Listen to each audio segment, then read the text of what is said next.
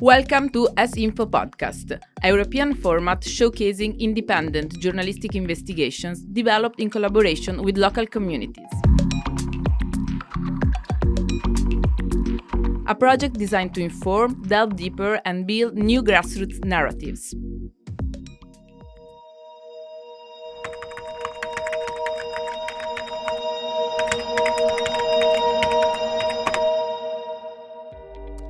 In this episode, we explore the investigation by Victor Borg from Malta. Malta and Gozo are tiny islands that are getting more and more built up. Construction is everywhere.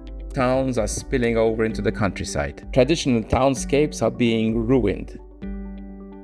Victor has investigated how Malta's Planning Authority, which grants development permits, has manipulated certain rules to favor developers, even going so far as to go against decisions made in courts of law. For his investigation, Victor has benefited from the collaboration of one of Malta's leading environment NGOs, Flimkien Għall-Ambjent Aħjar, which means Together for a Better Environment.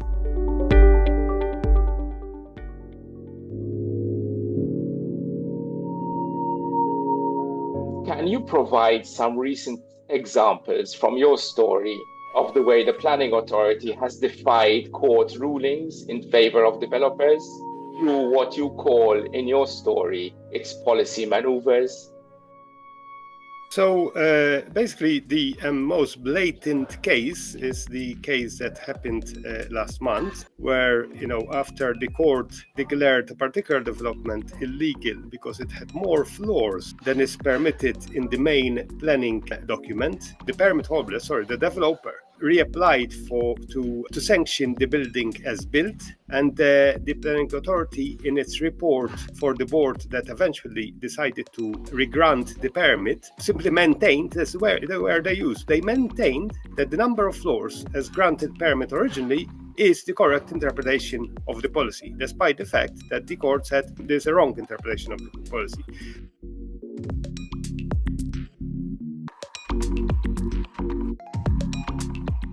But then they also made reference, and they used the word clarified. They said, this is correct, as it has been clarified by a planning circular that the Executive Council of the Planning Authority issued. Now, planning circular is not a legal document, so it doesn't overturn the law. So they are using documents and policy tweakings and circulars that they themselves are devising to say, okay, so this is how it should, but this is happening in defiance of their law.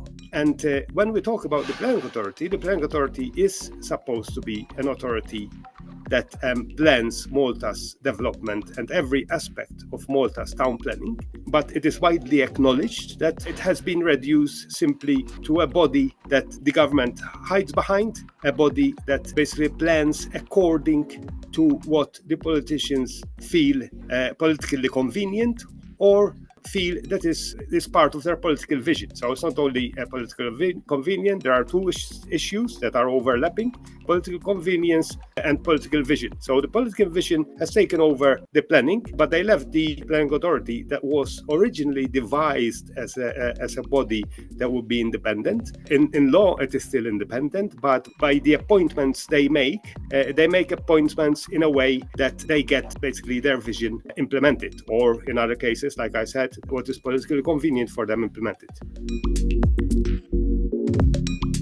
What are the effects of these policy maneuvers on the country in terms of, first, the legal landscape and the urban fabric, and also what are the social repercussions of these kind of decisions?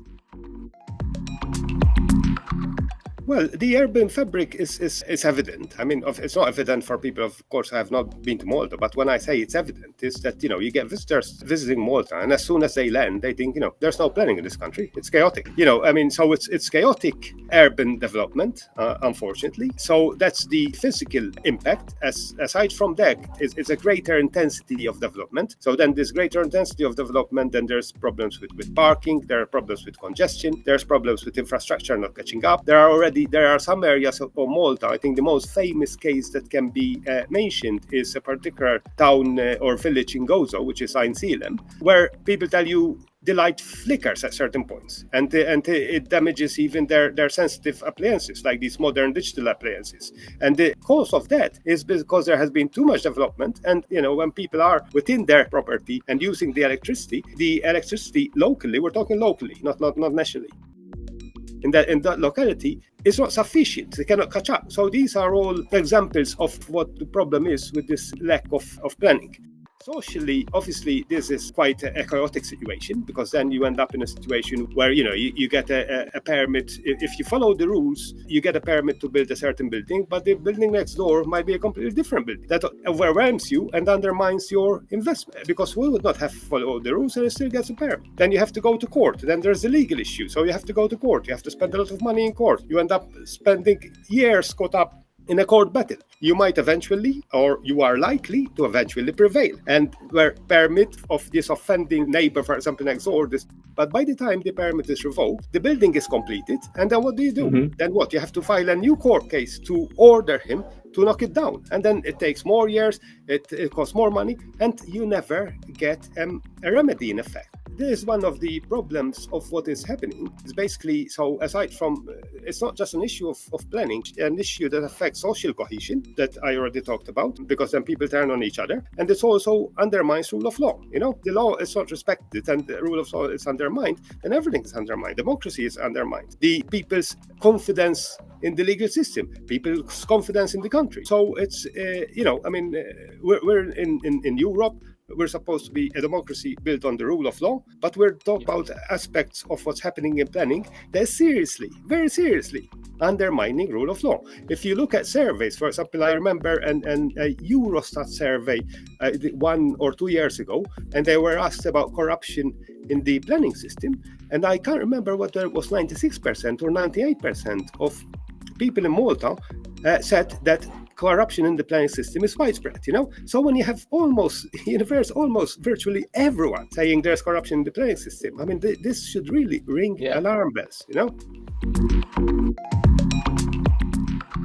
You collaborated with the NGO Flimkien Ambient Ahyar, namely Astrid Vella. Can you tell us something about that collaboration?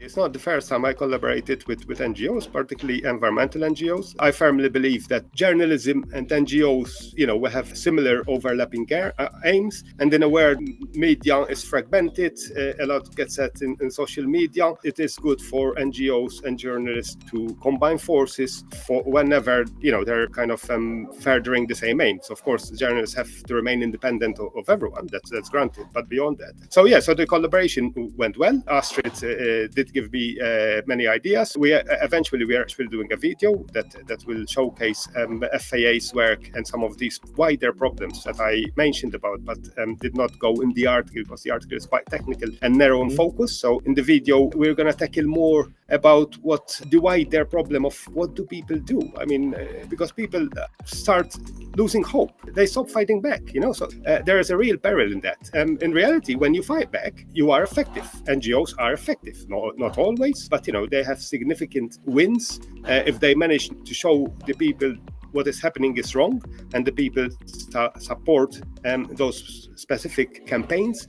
Then politicians do listen and think, look, we might lose votes here. Then they do listen and they change something. So such collaborations between journalists and NGOs are important. They do work, and in this case, it's all great, and we're going to continue, obviously, working together, not beyond this project.